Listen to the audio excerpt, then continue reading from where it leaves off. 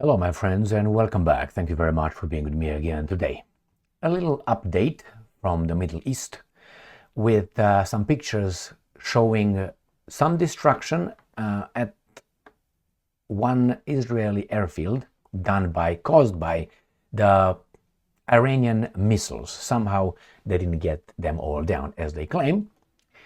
Then a second one, we have some imbeciles who really want to attack Iran nuclear program and their oil fields. Then we have the Israelis striking a highway, a freeway. That is just a communication between a highway that goes through Syria from Lebanon. But at the same time, Israel says, guys, you need to evacuate because we're going to come over. But you destroy the evacuation routes. All right, let's see. Next one. Tehran. So the Iranians tell us what they will hit in Israel if Israel attacks Iran. Then we find out who are the profiteers, as always, in wars, and the US funds both sides. It's always been done like that. We find out the consequences of a war, in this case in the Middle East. Well, oil price spikes and the stock market tumbles. And then we find out that if you elect the wrong party in a country, democratically elected party, that becomes uncertainty in that country. So the will of the people, if you don't vote the right way, there's going to be uncertainty. If you vote the right way, it's going to be fantastic for us. And we have the last topic. The European Union does a lot of business with Russia, but started buying Russian gas more than from any other country. So they need it. What are they going to do? We'll see how long Al Capone will permit that to happen. So let's start with the first article. And this first topic from the Telegraph. Pictured. Israeli airbase hit in Iranian missile strike. This is October 3rd. Well, this is a picture of a strike right here. And these are some planes. Not hit. Not even touched. Right here, this is a Hercules, seems to be. And these are charter planes. Whatever they are. So that looks to me like a direct attack. It's not like somewhere in the left or right. Iranian missiles hit a hangar and caused craters at Israeli Nevatim airbase, according to satellite imagery. I'm pretty sure more occurred, but we're not allowed to see it yet. The Planet Labs image, published by the Associated Press, suggests Israel remains vulnerable to aerial attack from Iran, despite its state-of-the-art air defense systems and protection from the US military. Nevatim is reported to be home of the Israeli Air Force's most advanced aircraft, including US-produced F-35 Lightning II stealth fighter jets. I've been informed by someone, I can't verify that, so I don't know if that's true, that supposedly the F-35s at that Israeli airbase were blown up by the strikes. But these guys are showing you a hangar. Okay? Now, I have no evidence that they destroyed anything like that, but why wouldn't they? Why wouldn't they? So, let's see. On Wednesday evening, Joe Biden, the US president, ruled out strikes on Iran's nuclear facilities. But here is another article. Joe Biden says US and Israel discussing strikes on Iranian oil. So they want to hit Iranian oil. No problem. We're going to find out what Iran will hit in return. So who's gonna strike? I would like to know. Israel, US, or US and Israel, because they're discussing. Here, Bolton, this imbecile, says Israel should destroy Iran's nuclear weapons program. My question is, that means the Iranians could do the same thing with the Israel nuclear program? Would you like that, Bolton? No. Why? Because the Jewish state is the best, and Iran is designated as being the worst. All right, so let's move on. Israeli airstrikes rack southern suburbs of Beirut and cut off a key crossing into Syria. Israel carried out a series of massive airstrike overnight, hitting suburbs of Cat. There you go, as long as you don't step on the keyboard. Suburbs of Beirut and cutting off a main border crossing between Lebanon and Syria for tens of thousands of people fleeing Israeli bombardment. Now, this is a strategic strike, I would ask. Is it?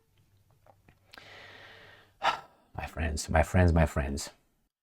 So I had to go to this, actually, whatever this is, piece of news, because they are not coming under the title I got this article. And this is the article coming from Associated Press. Middle East latest, an Israeli airstrike cuts a major highway linking Lebanon with Syria. Associated Press. So I couldn't find that one. It comes under different names. But hey, I found it under this. All right, it says here, by Associated Press, October 4th, Middle East, an Israeli airstrike cuts a major highway linking Lebanon with Syria. An Israeli airstrike has cut off a main highway linking Lebanon with Syria, leaving two huge craters on either side of the road. The airstrike Friday rendered the road unusable for cars, the guys that are being told to, evacuate, leaving people to go on foot to the Masna border crossing, where tens of thousands of people fleeing war in Lebanon have crossed into Syria over the past 2 weeks. Got it? Was that a strategic strike because tanks are coming from Syria? Well, up to you, my friends, to decide that one. So we're going to go to the next one and find out what Tehran warns. Sputnik. Tehran will strike Israeli refineries, gas fields, if Israel attacks Iran. Remember this one? Joe Biden says US and Israel discussing strikes on Iranian oil, and this baboon says Israel should destroy Iran's nuclear weapons program. So these guys say 39 minutes ago, today on the 4th. Remember, this was yesterday, October 3rd, when these guys were discussing that. This was on October 2nd when this baboon said that. And today, as a reaction, these guys say, we'll strike Israeli refineries. So if the occupiers, Israel, I'm quoting, make a mistake by attacking Iran, we will strike at all their energy sources, all oil refineries and gas fields. This is what this guy says. Next one, we're going to find out the Americans fund both sides, which is Lebanon and Israel. But you can't compare the levels, right? US funded armies fight each other in Lebanon. It's a story that has happened before in the Middle East. An army with American weapons shot at another army with American weapons. Are we including ISIS as well, or no? Sometimes it's an international ploy. During the war between Iran and Iraq, the Reagan administration armed both sides. They go to Iran and Iraq. Come with something more recent, baby doll. Leading to the Iran Contra scandal. Yes, they did that. Who gave biological weapons to... Who's that? Who gave... Have to answer phones, important phones, so apologize for that. So let's move on here. So remember, these guys are just coming with Iran and Iraq. There's many more examples. As I said, the profiteers, the guys who might maneuver the politicians into causing certain events, like Ukraine, for instance, could be the banking system, as I said many times before, is going to be the military-industrial complex, is going to make a kill, and the energy sector. I will show you how the energy sector is affected. I showed you here how these guys are funded. That means Lebanon and Israel. Let's see if I find any. 2 hours before Lebanese announced his soldier was killed by pop. Okay. American taxpayers, this is us, baboons, have helped armed and trained both the armies that are now apparently shooting at each other. The US funding was designated to prevent exactly this outcome. Israel received $124 billion, $124 billion in US aid from 1949 to 2023, and at least 6.5 billion over past year. And I think they secured 8.7 billion now. The United States has also provided around 3 billion in military aid to Lebanon since 2006. 3 billion, 124. Not the same period of time, including around $2 billion in weapons. Last year, the Biden administration began paying the salaries of Lebanese soldiers and police directly. That's from us. How do we pay them? We don't have money to pay our people. That little disaster right now with whatever hurricane. No, you help one another. But this guy has billions of dollars just to give others. We print money and we borrow money. Borrow money from where? Now, who's in charge of printing our money? The US Treasury? At whose orders? Who says, well, we need more an influx of currency. That is inflation for you. And we find out who is also in charge and who is affected by these kind of things of war. Now, a lot of people became, if not millionaires, multimillionaires, billionaires, and so on, if they had knowledge of this little attack.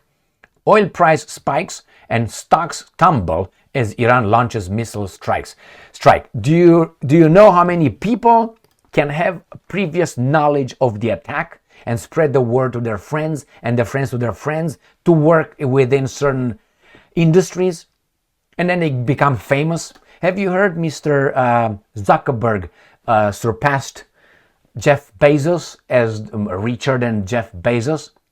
Why? Well, if you got Telegram banned, if you got Russia Today banned and others, who remains over there to cooperate? Zuckerberg.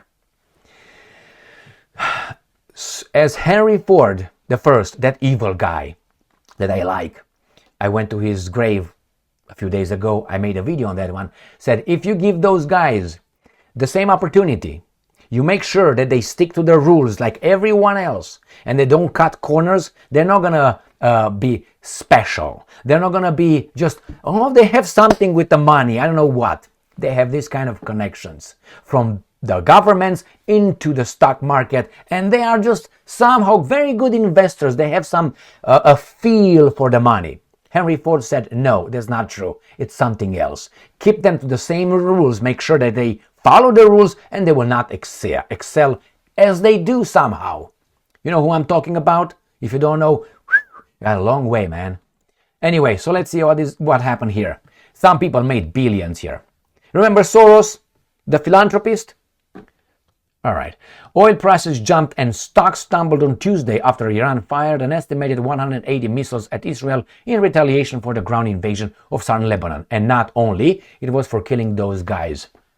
Brent crude jumped by as much as 4 percentage points, or PC, whatever it is, and above $74 a barrel following a warning from White House officials that the strike was imminent. So before they made the warning, if the White House gave some information that, we have the imminent strike and gave you a few hours on stock market, a lot of people were able to sell and buy certain things. If it rose further, topping $75 a barrel after Tehran launched a volley of missiles at Israel. All right? And he says elsewhere, global stocks tumbled and the price of gold spiked on concerns about wider escalation in the region. I can tell you exactly. The gold is $2,674 as of yesterday. I know that. All right? So let's go and see what the stock market did.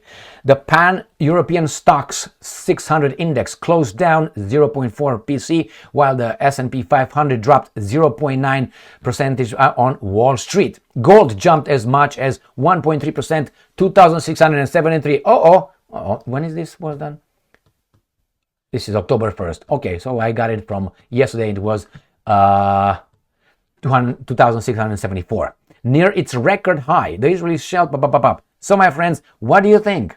What do you think? Who makes the money? Who knows? And some people know ahead of you and me. Look at Nancy Pelosi. Her stocks, I think, yielded 236%.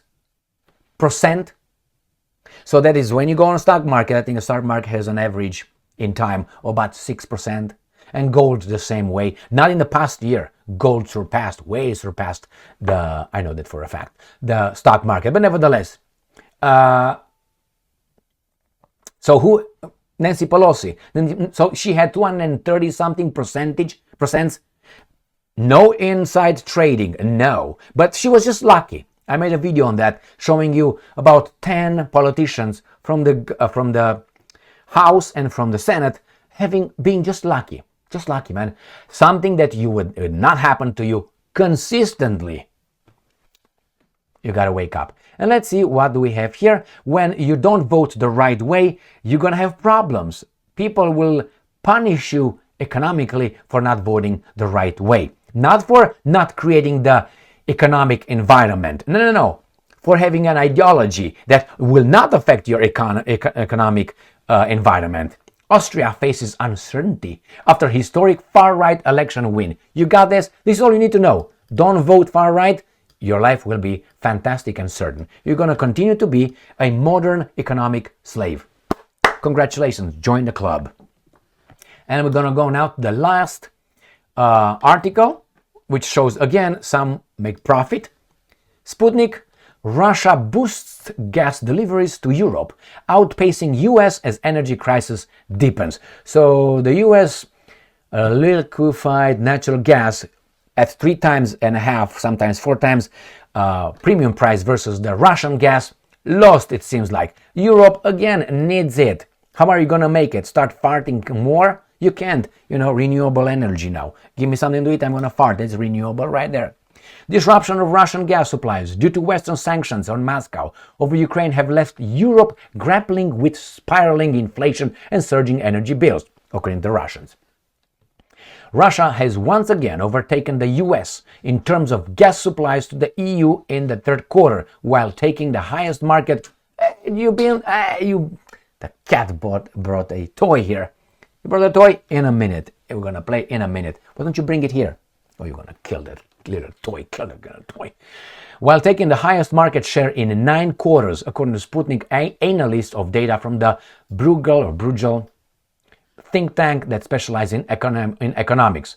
Over the past 3 months, Russia has delivered 13.3 billion cubic meters of gas to the European market, compared with 13 billion to the country supplied there in a second quarter and 11.5 billion delivered in 2023 within the same period. As a result, the share of Russian companies in the EU energy imports increased to 19.4% from 17.2% in... Opa.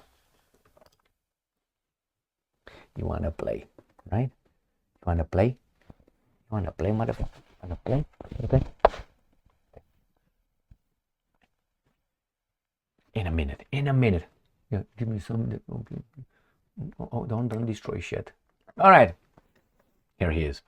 All right. So, reaching a maximum since the second quarter of 2022, Russia's quarterly and annual pipeline gas deliveries to Europe grew by 8% and almost 13% respectively, while the volume of Russian liquefied natural gas (LNG) exports in the last quarter stood at 4.7 billion cubic meters, a 21% increase as compared to the period of the third quarter of 2023. So, my friends, what do you think will be? The Europeans will need it. It's up to the Americans to baboon these guys, the politicians they own, say, you know what, more sanctions, and we're gonna bring more sanctions. Therefore, your population in Europe will have a lower standard of living. Your future generation will work harder for less, while some people make a kill. Remember, these guys put a price cap on oil, on Russian oil, at about what was that? 62 or something like this?